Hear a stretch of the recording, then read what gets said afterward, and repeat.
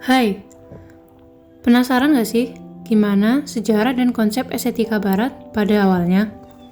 Jadi, berawal dari zaman Yunani klasik, abad ketiga sebelum Masehi, oleh Plato dan Aristoteles. Nah, bagaimana teori dan konsep estetika menurut mereka? Teori seni Plato adalah teori mimesis, yang artinya tiruan. Seni oleh Plato disebut sebagai mimesis memesos, tiruan dari tiruan. Menurutnya, keindahan sebenarnya hanya ada di alam pikiran atau imajinasi. Sedangkan menurut Aristoteles yang merupakan murid Plato, karya seni adalah tiruan dari dunia alamiah dan dunia manusia yang benar-benar ada atau nyata. 2. Estetika Romawi.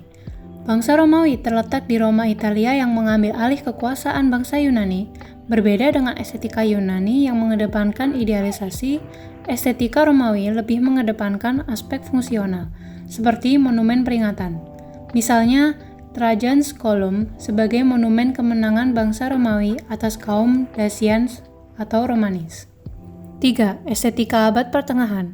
Abad ke-5 sampai 13 Masehi dijuluki sebagai The Dark Age atau tahun ke-8 karena estetika ini dimulai dari runtuhnya kekaisaran Romawi dan bangkitnya kekristenan di Eropa. Pada masa itu, seluruh aspek kehidupan masyarakat barat, termasuk seni, dikuasai oleh agama Kristen. Pada abad ke-13, ada seorang pendeta Ordo Dominian yang bernama Sir Thomas Aquinas. Dari teori estetika sebelumnya, ia membangun konsep estetika yang menjadi tumpuan estetika pada masa tersebut. Yang pertama, estetika adalah simbol dari Sang Ilahi. Kedua, keindahan merupakan percikan kebenaran dari kesempurnaan Tuhan. Ketiga, mengatasi dunia indrawi menuju kontemplasi kesempurnaan Tuhan.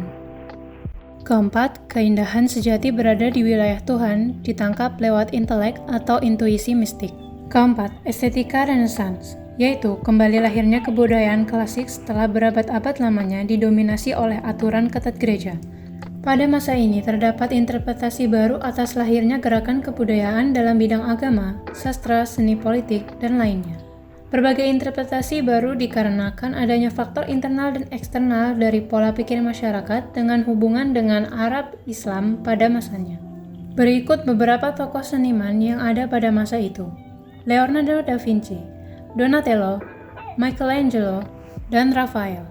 5. Estetika Barat Modern. Estetika modern terinspirasi dari filsafat modern yang artinya sekarang, baru, atau saat ini. Terdapat beberapa konsep estetika menurut para filsuf. Yang pertama, estetika rasionalisme Jerman abad 18 oleh Alexander Baumgarten. Kata estetika berasal dari Yunani yang berarti aesthetis atau pencerapan indrawi, yaitu tentang pengenalan indrawi manusia terhadap apa yang dia alami. 2. Estetika Inggris abad 18. Menurut David Hume, estetika ialah permasalahan cita rasa, yaitu keindahan terletak pada perasaan seseorang yang melihatnya. 3. 4 perspektif seni Immanuel Kant. Menurutnya, sebuah objek seni secara objektif adalah finalitas, yaitu sama dengan representasi seni menjadi ukurannya. Kant menganalisis keindahan jadi 4 perspektif. Pertama, kualitas, 2 kuantitas, 3 relasi, dan 4 finalitas. 4. Estetika idealisme Jerman abad ke-19. Konsep estetika idealisme Jerman dikemukakan oleh seorang filsuf besar, Georg Wilhelm Friedrich Hegel, yang berpendapat bahwa estetika hanya berurusan dengan keindahan karya seni yang dihasilkan manusia, bukan dengan keindahan alami atau pengalaman estetis. 5. Estetika masa romantik. Pada masa ini, seni merupakan ekspresi emosi dari para senimannya. Seniman menjadi alternatif sumber pengetahuan baru melalui karyanya.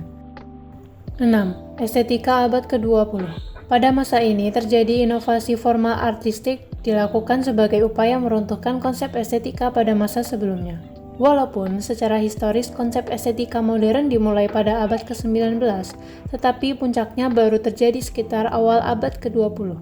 Konsep estetika pada awal ke-20 dipengaruhi oleh B. Crouch, Collingwood, Susan Langer, Bell, dan Bridgely. 6.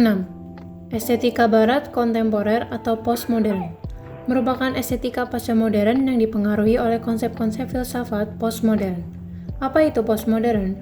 yaitu adalah gerakan filsafat kebudayaan tahun 1960-an sebagai reaksi terhadap modernisme yang dianggap menjadi biang keladi segala bentuk runtuhnya kemanusiaan dan moralitas. Hayward menjelaskan dua pendekatan, yaitu modus mainstream yakni melalui imitasi atas hal-hal di masa lampau, dan modus oposisional, yakni dalam keputusasaan atas kehampaan melalui parodi, penyajian isi, bentuk, dan style secara ironis, contohnya novel drama-drama karya Samuel Beckett. Hayward juga mengemukakan 4 konsep estetika postmodern. Yang pertama, simulai, menirukan genre atau style sebelumnya. Yang kedua, prefabrication, yaitu meniru ide-ide dari film-film sebelumnya yang diseleksi kembali dan dirangkai kembali, seperti film Quentin Tarantino yang menyeleksi kutipan film Mire en Abire dan kemudian dijungkir balikan. 3. Intertextuality, yaitu adalah hubungan dan ketergantungan antara satu teks dengan teks yang lain.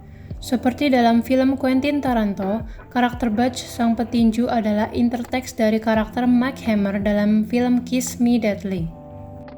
Yang terakhir adalah bricolage, merakit atau menyatukan berbagai gaya, tekstur, genre, atau diskursus yang berbeda. Contohnya adalah kombinasi sepatu Doc Martens dan pakaian musim panas yang dipakai oleh wanita muda, seperti tokoh sentral dalam film Prancis, Emily 2001 atau film Amerika Ghost World 2001, atau di film anime seperti Gintama dan Sengoku Basara. Gimana? Udah paham sejarah dan konsep estetika barat dari awal? Semoga kamu terbantu dan dapat memahaminya dengan baik. Kami dari kelompok Bricolage, pamit undur diri. Bye.